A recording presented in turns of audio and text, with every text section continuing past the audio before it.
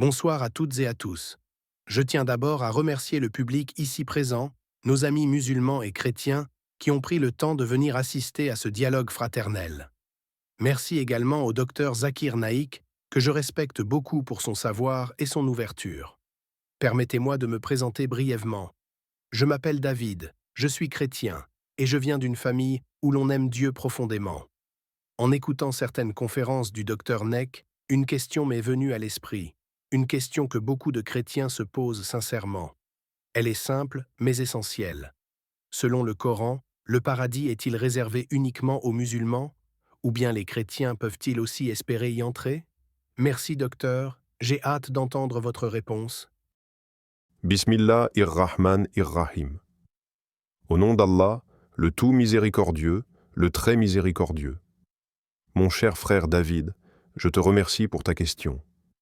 Elle est posée avec respect et sincérité, et c'est une question fondamentale que beaucoup de croyants, qu'ils soient chrétiens, juifs ou musulmans, se posent. Tu demandes si le paradis est réservé uniquement aux musulmans ou s'il est aussi ouvert aux chrétiens. Permets-moi d'y répondre à la lumière du Coran et de la Sunna du prophète Muhammad. Tout d'abord, comprenons un point fondamental. Le mot « islam » ne désigne pas seulement une religion dans le sens restreint ou historique. Le mot « islam » vient de la racine arabe « slm » qui signifie soumission, paix et sincérité envers Dieu. Donc, islam veut dire soumission à la volonté du Dieu unique. Et un musulman, c'est celui qui se soumet à Dieu. Ce n'est pas une étiquette ethnique, ce n'est pas une nationalité, c'est une attitude spirituelle.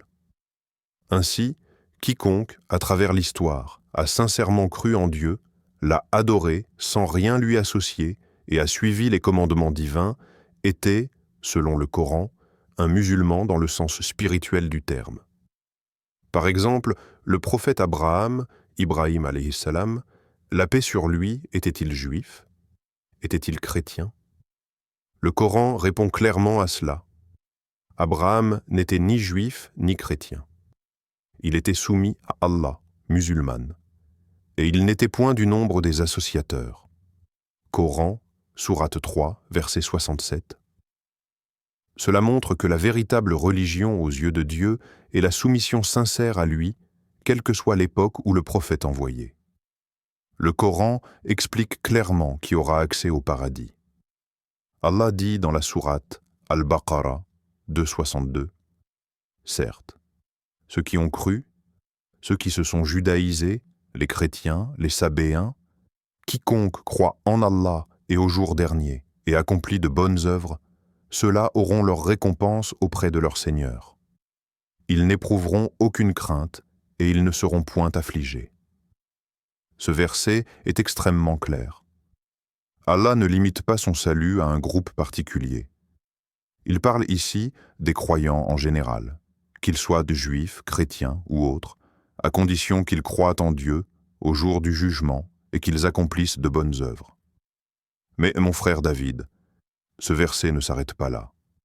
Le Coran continue, dans d'autres passages, à préciser que le message final de Dieu est venu avec le prophète Muhammad. Allah dit dans la sourate Al-Imran 3.19 « Certes, la religion auprès d'Allah, c'est l'islam. » Et encore dans le verset 85 de la même sourate « Et quiconque désire une religion autre que l'islam, cela ne sera point accepté de lui, et il sera, dans l'au-delà, parmi les perdants. » Ces deux versets ne contredisent pas le premier. Ils montrent simplement que le message de l'islam, c'est-à-dire la soumission à Dieu unique, a toujours été le même message envoyé à tous les prophètes, à Noé, à Abraham, à Moïse, à Jésus, et enfin à Muhammad, que la paix soit sur eux tous. Mon cher frère, dans la Bible comme dans le Coran, Jésus, paix sur lui, enseigne la soumission à Dieu. Dans l'Évangile selon Jean, chapitre 5, verset 30, Jésus dit « Je ne puis rien faire de moi-même.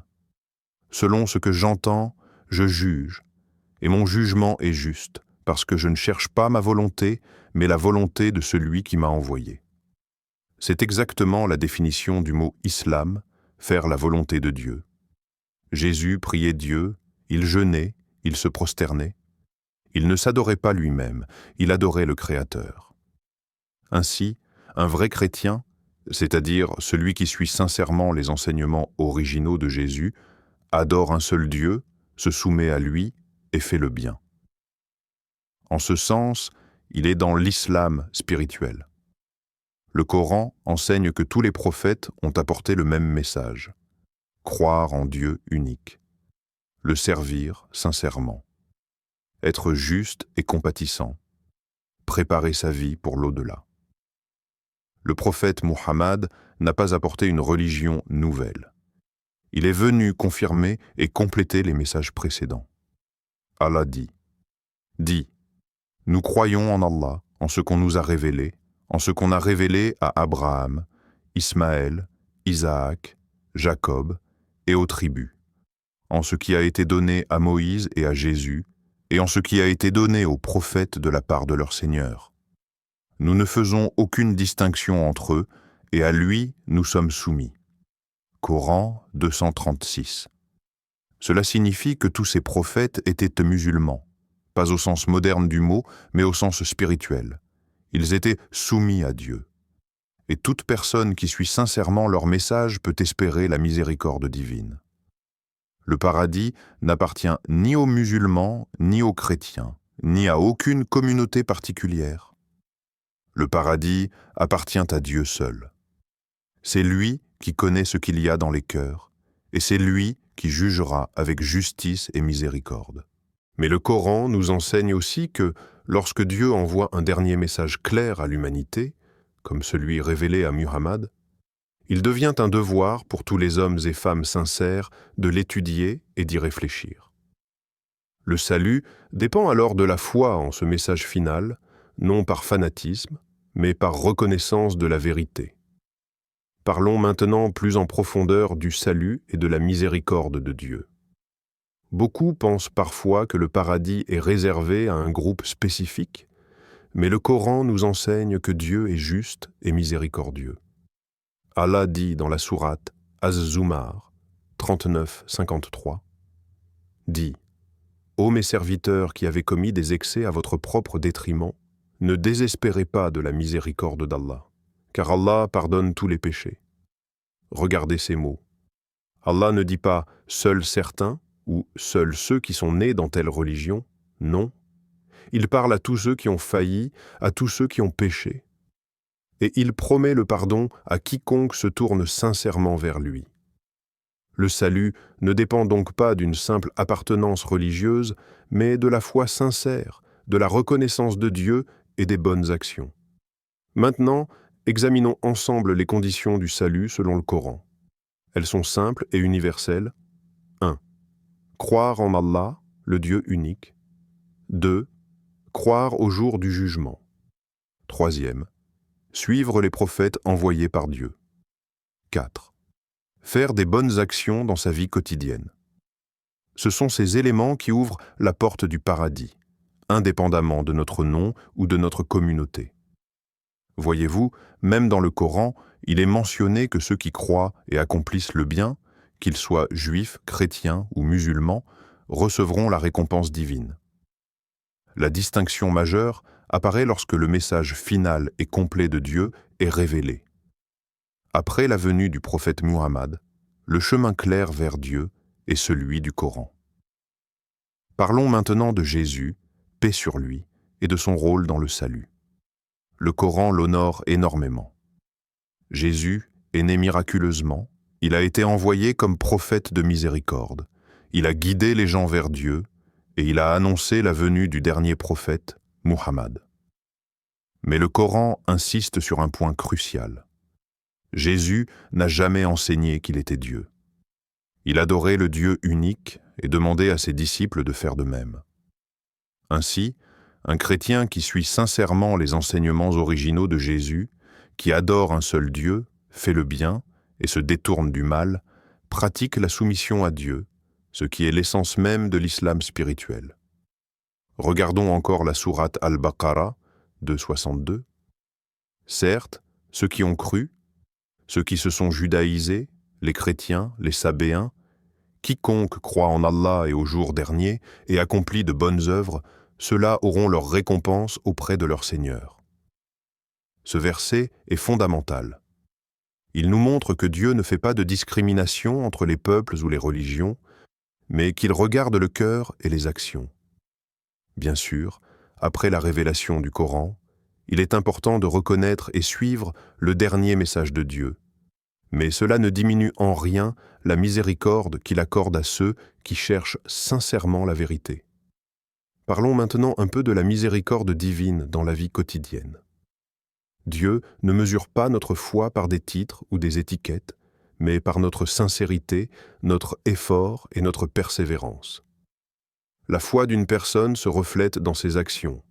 Aider les pauvres, pardonner, protéger les innocents, dire la vérité, respecter les parents et observer les commandements de Dieu. Tout cela est universel.